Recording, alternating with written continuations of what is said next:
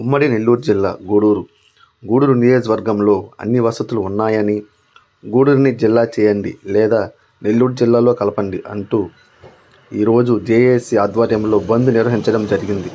పట్టణంలో అన్ని దుకాణదారులు స్వచ్ఛందంగా దుకాణాలను మూసివేసి బంద్కు సంఘీభావం తెలిపారు. జేఏసీ సభ్యులు ఆర్టీసీ బస్సులను అడ్డుకొని నిలిపివేశారు.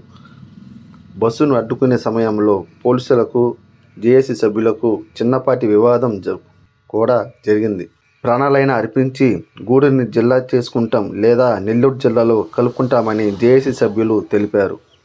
ఈ సందర్భంగా జేఏసీ సభ్యులు మాట్లాడుతూ, ప్రజల అభిప్రాయాలను తెలుసుకోకుండా గత వైసీపీ ప్రభుత్వం గూడూరుని తిరుపతి జిల్లాలో కలిపిందని, దీనివల్ల ప్రజలందరూ తీవ్ర ఇబ్బందులు ఎదుర్కొంటున్నారని, ప్రజల ఆంక్షలను అర్థం చేసుకొని కూటమి ప్రభుత్వం వెంటనే గూడూరును నెల్లూరు జిల్లాలో కలపాలని, లేని పక్షంలో గూడూరునే జిల్లా కేంద్రం చేయాలని విద్యార్థి జేఏసీ కన్వీనర్ మనోజ్ కుమార్ కోరారు.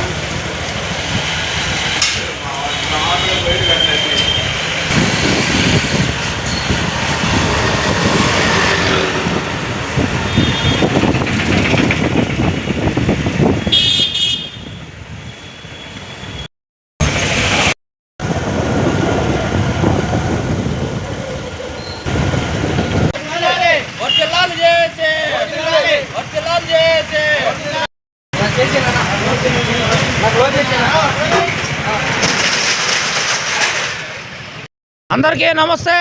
గిద్దలూరి మనోజ్ కుమార్, విద్యార్థి యోజన జేఏసీ కన్వీనర్. ఏదైతే ఈరోజు గూడూరు నియోజకవర్గంలో తలపెట్టిన బంద్ విజయవంతంగా పూర్తవుతుంది. ఎక్కడ చూసినా స్వచ్ఛందంగా షాపుల వాళ్ళు కానీ అందరూ కూడా సహకరిస్తున్నారు. ఆర్టీసీ బస్ స్టాండ్లో నిరసన కూడా తెలియజేశాము. మేము ఒకటే తెలియజేస్తున్నాం, ఏదైతే మా గూడూరుని జిల్లా చేయండి లేకపోతే నెల్లూరు జిల్లాలో కలపండి.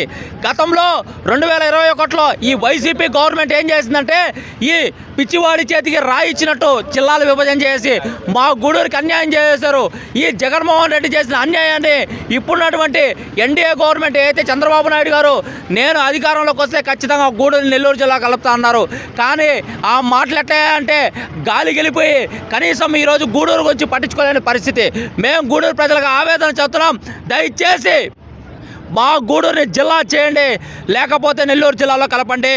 మేమైతే ఒప్పుకోము, ఎంత దూరమైన వెళ్తాము. ఈ ఉద్యమం కోసం మేము మా ప్రాణం ఉన్నంత వరకు, ఊపిరినంత వరకు పోరాడతామని చెప్పి మేము తెలియజేస్తున్నాం. ముఖ్యంగా చంద్రబాబు నాయుడు గారు మీ యొక్క తీరుని మార్చుకొని ఖచ్చితంగా గూడూరుని జిల్లా చేయాలి లేకపోతే నెల్లూరు జిల్లాలో కలపాలని, లేకపోతే ఉద్యమం ఎంత దూరమైన తీసుకోబోతామని చెప్పి తెలియజేస్తున్నాం.